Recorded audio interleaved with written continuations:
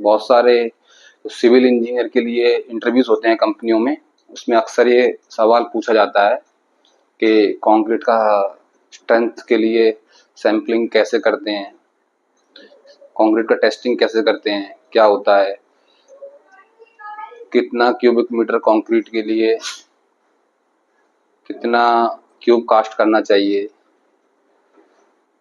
एक सैंपल में कितने क्यूब्स होते हैं, क्या साइज होता है।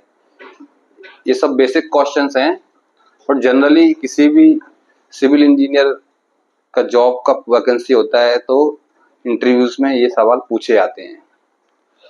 तो मैं बताना चाहूँगा कि जब भी बैचिंग प्लांट से कंक्रीट प्रोडक्शन होता है, साइट पे कास्टिंग होता है, स्लैब, बीम, कॉलम जो भी कास्टिंग होता है, तो कुछ कंक्रीट सैंपल के रूप में लेबोरेटरी में ले लिया जाता है, जिससे क्यूब कास्ट करते हैं और उस क्यूब का टेस्टिंग करके उसकी कैरेक्टरिस्टिक कॉम्प्रेसिव स्ट्रेंथ हम लोग निकालते हैं। वो स्ट्रेंथ अगर मानकों के ऊपर निर्धारित मापदंडों के ऊपर बराबर है तो स्ट्रक्चर को सही माना जाता है।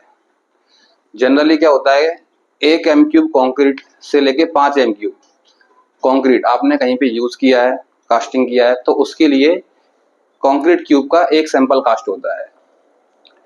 6 m³ से लेके 15 m³ अगर आपने कंक्रीट साइट पे यूज किया है तो उसके लिए 2 क्यूब का सैंपल कास्ट होता है। 16 m³ से 30 m³ के बीच में अगर पोर हुआ है कंक्रीट तो उसके लिए कंक्रीट क्यूब के लिए 3 सैंपल कास्ट करते हैं। और 31 m³ से लेके 50 m³ तक अगर कास्टिंग हुआ है, पोरिंग हुआ है कहीं पे, तो क्यूब उसके लिए 4 सैंपल हम लोग लेते हैं। 1 से लेके 50 तक का ये हिसाब हो गया। 1 से 5 1 सैंपल, 6 से 15 2 सैंपल, 16 से 30 3 सैंपल, 31 से 50 4 सैंपल। अब 50 m³ के ऊपर जितना भी कंक्रीट होता है तो हर 50 m³ के लिए 4 सैंपल प्लस 1 एक्स्ट्रा एडिशनल, तो 5 सैंपल। मतलब जितना 50 m³ कंक्रीट हुआ तो 4 सैंपल हुआ, 100 m³ हुआ तो 4 + 1, 150 m³ हुआ तो 4 + 2। मतलब 50 m³ के बाद जो हर 50 m³ कंक्रीट होगा उस पर 1 सैंपल क्यूब का कास्टिंग के लिए लेते हैं। तो जनरली फिर सवाल आता है कि एक सैंपल में कितने क्यूब्स होते हैं। IS कोड 456 के अकॉर्डिंग एक सैंपल में 3 क्यूब होते हैं, जो कि कंक्रीट का 28 डेज क्यूरिंग होने के बाद स्ट्रेंथ निकालने के लिए यूज किए जाते हैं। बट आजकल सभी बड़ी कंपनियों में, सभी जगह कंस्ट्रक्शन जैसे हमारा मॉडर्न तरीके से किया जा रहा है, तो एक सैंपल में 6 क्यूब अधिकतर कास्ट हो रहे हैं। वो क्यों हो रहे हैं? जो 3 क्यूब होते हैं वो 7 दिन की कॉम्प्रेसिव स्ट्रेंथ निकालने के लिए होते हैं, और बाकी के 3 क्यूब 28 दिन के बाद, 28 दिन जो क्यूब का क्यूरिंग हो बढ़िया से, 28 दिन के बाद उसकी स्ट्रेंथ निकालने के लिए बाकी के 3 क्यूब यूज किए जाते हैं। तो बेसिकली आप बोल सकते हैं कि एक सैंपल में 6 क्यूब होते हैं। क्यूब का साइज, क्यूब है तो तीनों डायमेंशन बराबर होंगे, तो क्यूब का साइज 150 mm होता है, यानी कि 150 mm होता है। 150 mm height, 150 mm width, 150 mm length, 150 mm का क्यूब होता है। और 3 क्यूब का जो स्ट्रेंथ निकालते हैं, 3 स्पेसिमेन, एक क्यूब को अकेला बोलेंगे तो स्पेसिमेन बोलेंगे, सैंपल बोलेंगे तो उसमें ग्रुप आ जाएगा।